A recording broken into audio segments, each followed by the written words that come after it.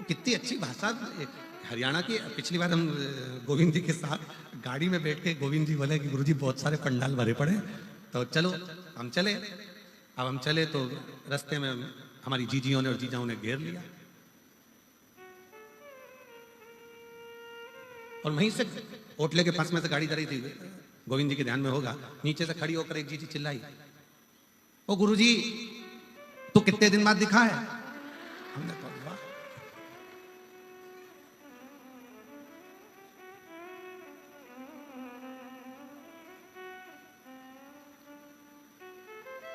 आप बहुत दूर हो जाता है, तू पास हो जाता है, नजदीक।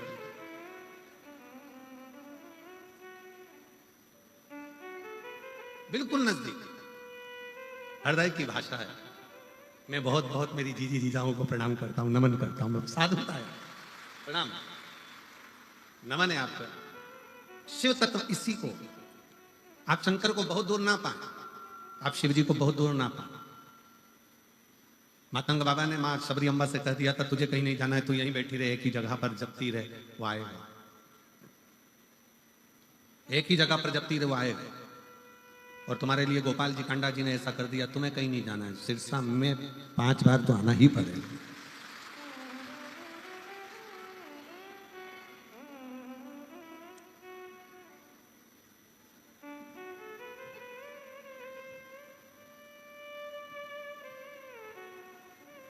कैसे भी आप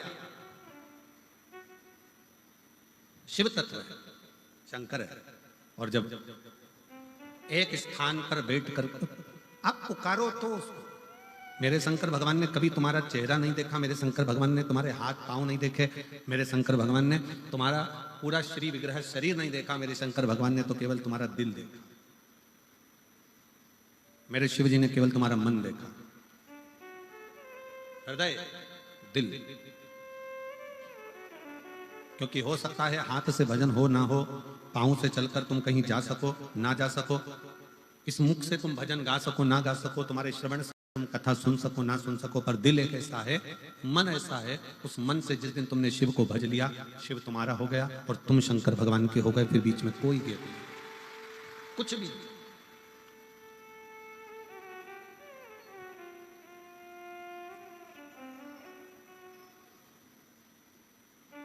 पक्षी के लिए पंख, मनुष्य के लिए सन, दोनों जो बहुत उपाय, ऊपर की ओर उड़ना है ना तुमको, बहुत ऊंचाई की ओर जाना है, किसी असली संत के पास जाओ। असली का मिलना मुश्किल है, पहले तो असली, आज के जमाने में असली घी नहीं मिलता तो असली संत ढूंढना कितना कठिन काम। 25 बार घी को हाथ में मल मल के देखना पड़ता है। असली है तो तुम खुद सूंघ लो।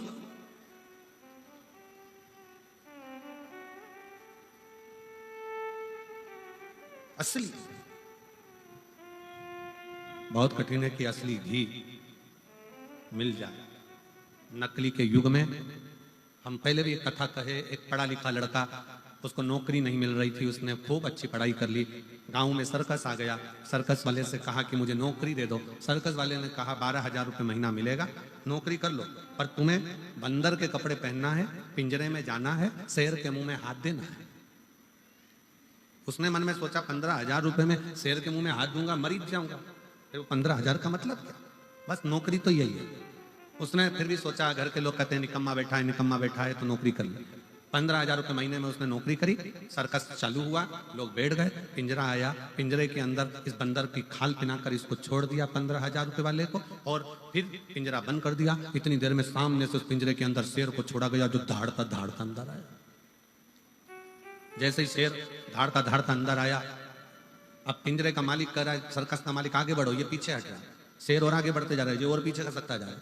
शेर और आगे बढ़ा, ये और पीछे खसक गया। शेर एकदम लपक के बंदर के खाल पिने हुए उस व्यक्ति के पास गया, और उसके पास जाते से ही बोला, घबरा मती, 15,000 में तू बंदर बना है, 18,000 में मैं शेर बनाऊं, क्यों घबराता? यहाँ बंदर भी नकली और शेर भी नकली। इस नकली के युग में असली को पाना कठिन है। असली घी नहीं मिलता तो असली संत कहां से मिलेगा, बहुत ढूंढना पड़ेगा। और जब असली संत हमारे पास में रहता है तो हम उसको पहचान नहीं पाते। अरे इतना गाली देगा, इतना अपशब्द करता, ऐसा बोलता, वैसा बोलता, कैसा रहता, इसके पास तो कुछ भी नहीं है, झोपड़े में रहता। आज के जमाने में लोग असली संत उसी को समझते हैं जिसके पास में वीआईपी सोफा लगा हो, बहुत सुंदर ठाठ हो, कालीन बिछा हो, खूब राशि ठाठ हो, खूब लैपटॉप पर काम चल रहा हो, 4 से 8 कर्मचारी पीछे से पंखा झेल रहे हो, थोड़े बहुत चबड़ हिला रहे हो, थोड़े बहुत डंडा फंडा पकड़ कर चल रहे हो, 1-2 छतर पत्थर पकड़ के चल रहे हो। आज के जमाने में लोग समझते हैं असली बस यही है, पर देखा जाए तो असली तो किसी कंदरा में बैठकर राम नाम, कृष्ण नाम, शिव नाम जप रहा होता है, जिसके जीवन में छल पतंगता नहीं होता। एकांत। ये तारा बाबा जी की जो कुटिया है ना, हमें तो यहाँ पर जो मकान बने दिख रहे हैं, हमारा विचार कहता है, हमारा मन कहता है कि यहाँ पहले मकान नहीं थे। हमारा मन जो कहता है कि पहले यहाँ हो सकता है कि गांव का बाहर का स्थान होगा, जंगल होगा, खेत खलियान हो गए, खाली स्थान होगा। क्यों गोपाल जी, गोविंद जी? ठीक है, एकांत स्थान, क्योंकि वो दिखावे से दूर है। उसकी अपनी छोटी सी झोपड़ी, एक मकान छोटा सा, जिसमें बैठकर आराम से जो आगे या कुछ खाकर चले जाओ, पानी पी लो, राम नाम, कृष्ण नाम, शिव नाम जपते रहो और अपना भजन करते।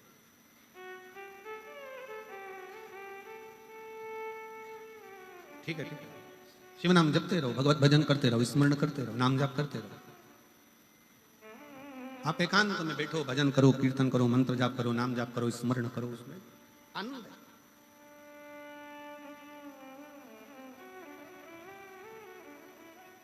आज के जमाने में हमने उसी को मान लिया कि जो बहुत ज्यादा दिखावा करे, बहुत सारा छल करे, बहुत सारा दिखावे में डूबा रहे, हम सोचते हैं ये ओरिजिनल है, ये असली है। पर नहीं, असली संत वो होता है जो भगवान की भक्ति में खुद भी डूबा रहे, और आप जब उसके पास में जाओ तो वो आपको कहीं देवालय, शिवालय, मंदिर, भगवान की भजन में डुबा दे और कह दे कि शिव के भरोसे रहो, राम के भरोसे रहो, कृष्ण के भरोसे रहो, संसार के भरोसे मत रहना।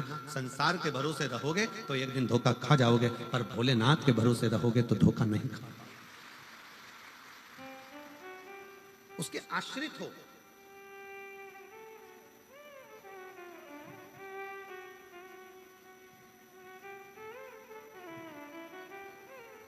कितनी माताएं कल अपने अपने बच्चों को लेकर आई थी, ढेर लगा हुआ था।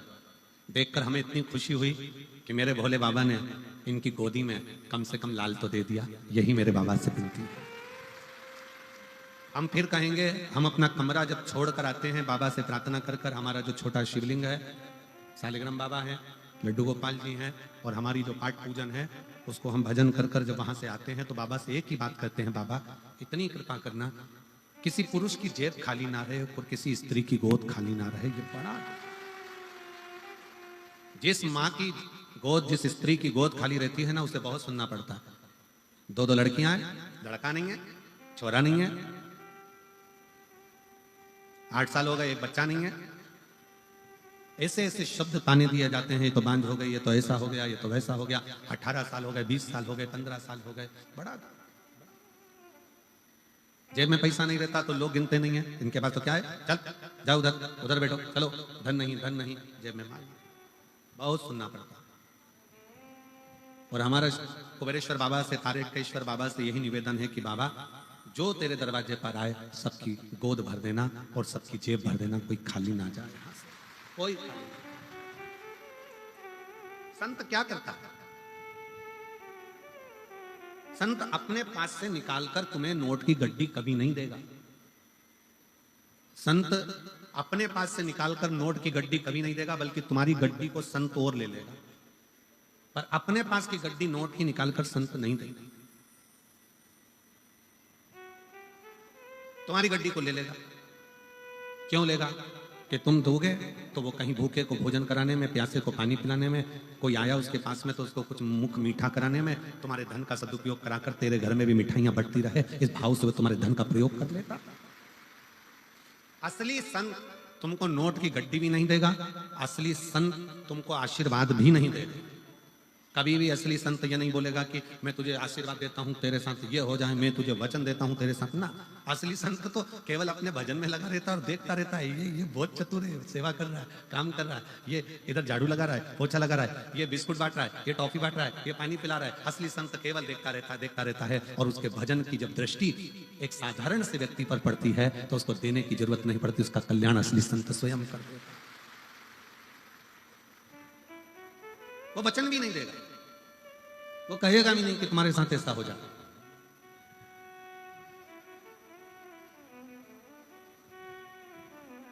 असली संत ना आपको वचन देता है, आशीर्वाद देता है, ना कुछ कहता है।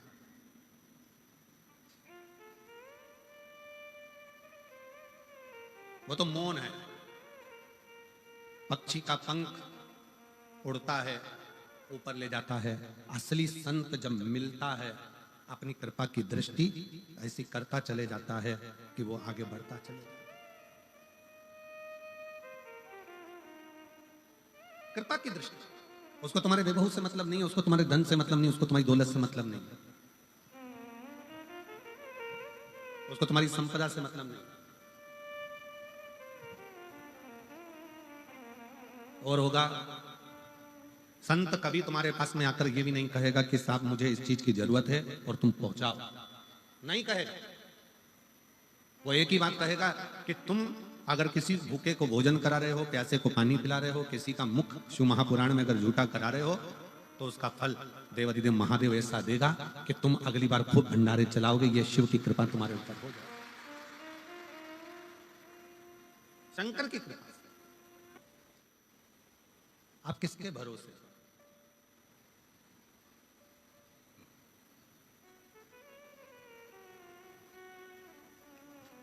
दूसरी बार कथा सुनने का मौका मिल गया, ना जाने कौन सा। और सिरसा के आसपास के क्षेत्रवासियों से कहूंगा, ये मौका छोड़ना मती। वो कुबेरेश्वर बाबा, तारा बाबा की कुटिया में आकर कहीं ना कहीं शिव से शिव का मिलन हो रहा है। जैसे अभी हाल श्री गोपाल जी कांडा जी ने कहा कि हो सीहोर का और सिरसा का कोई ना कोई ऐसा संबंध रहा होगा जो आज यहाँ दर्शन हो रहे हैं। मैं गोपाल जी कांडा जी को बहुत साधुवाद देता हूँ। आपके विचार ना जाने कहाँ से इतने सुंदर आपके भीतर आते हैं कि वास्तव ना जाने कौन सा ऐसा संबंध रहा।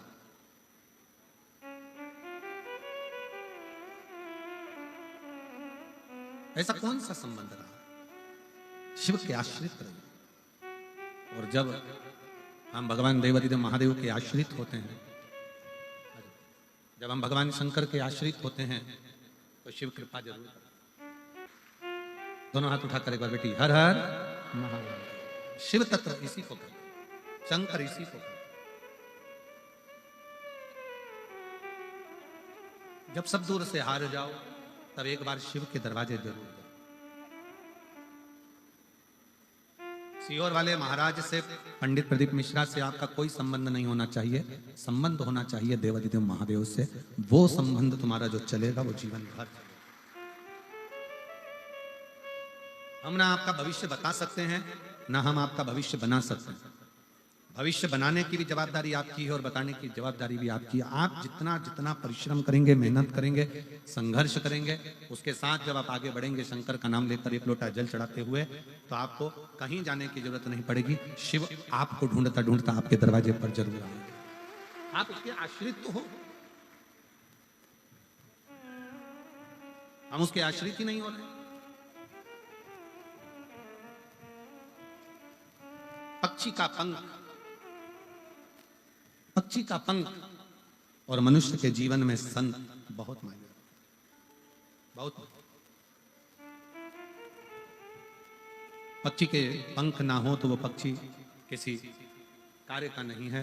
वो तकलीफ भोगता रहता, कष्ट भोगता रहता, भोगता। और मनुष्य के जीवन में अगर संत नहीं है, मानव के जीवन में अगर संत नहीं, मानव अगर संत से विमुख है, तो वो भी कष्ट भोगता है, वो भी कष्ट। संत अगर मिला है आपके जीवन में, अगर कोई असली संत, और असली बहुत मुश्किल से मिलेंगे, बहुत मुश्किल, और पहचानने में भी देरी हो जाएगी आप असली को इतनी जल्दी पहचान भी नहीं पाओगे। हमारा मन कहता है तारा बाबा की कुटिया में तारा बाबा जी जब रहते होंगे, तब यहाँ आने में भी लोग सोचते होंगे इतनी दूर कौन जाता होगा। जंगल में बाबा जी रहते हैं, अकेले बैठे भजन करते, कीर्तन करते, मंत्र जाप करते, स्मरण करते। कौन आता होगा इस वीराने जंगल में, इस वीरान जगह में कौन आता? पर संत संत है, साधु साधु है, सन्यासी सन्यासी है, तपस्वी तपस्वी है, साधक साधक।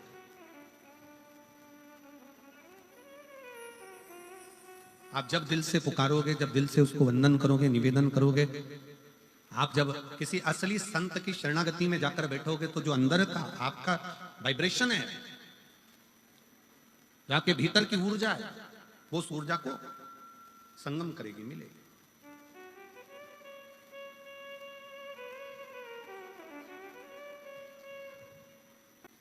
वो आपको बहुत ऊंचाई तक लेकर जाएगा, बहुत ऊंचाई।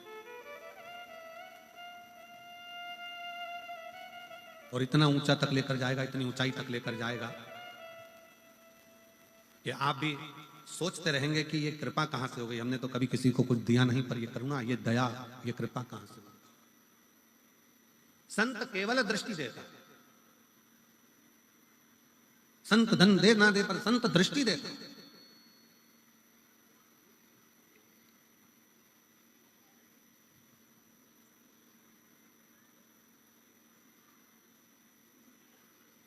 लोग हमसे कहते हैं गुरुजी आप हमारे घर आना,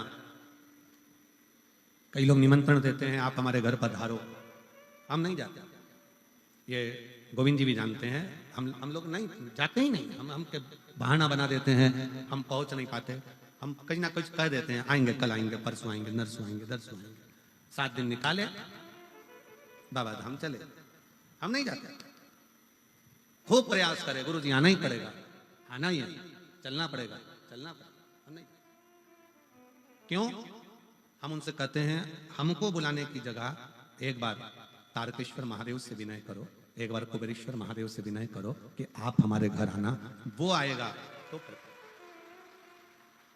वो पहुंचे तुम्हारे दरवाजे पे।